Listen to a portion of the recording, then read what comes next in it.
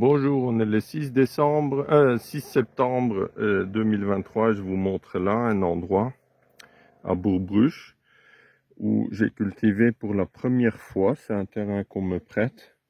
C'est vraiment à l'ombre, hein. Là, on est à midi. Et regardez, là, c'est tout à l'ombre. Donc, j'avais mis des pommes de terre là, des pompadours qui ont été sensibles au milieu. Donc, ils ont eu un peu de mildiou. Donc, j'ai récolté maintenant. Et après là, j'ai des pommes de terre du Népal. Et ceux-là, aucun mildiou, rien du tout. Ils poussent encore. Là, les plants sont couchés, mais sinon, ils faisaient bien 1 mètre, 1,50 m de haut. Hein, mais il faut voir, regardez, là, c'est couché comme ça. Ouais, c'est très humide ici.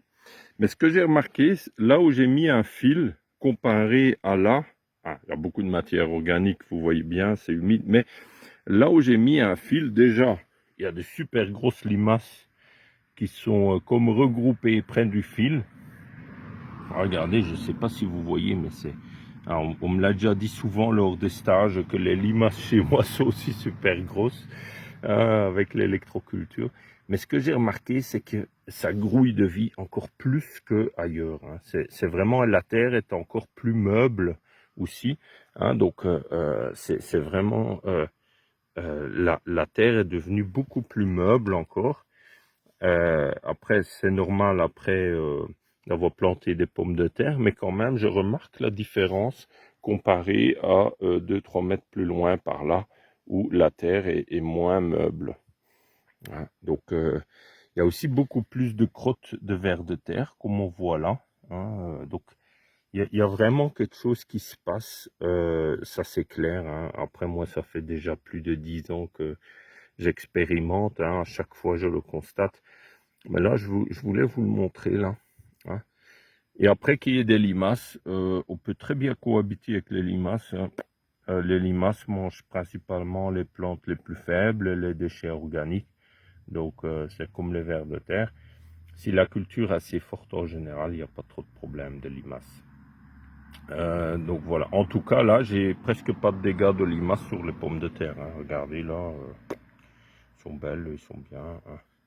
Voilà. Voilà. Donc là il y a un peu, je sais pas si c'est de la Charlotte ou Pompadour, mais voilà, je pense que c'est Pompadour. Hein, c'est plutôt long, allongé, un peu comme ça.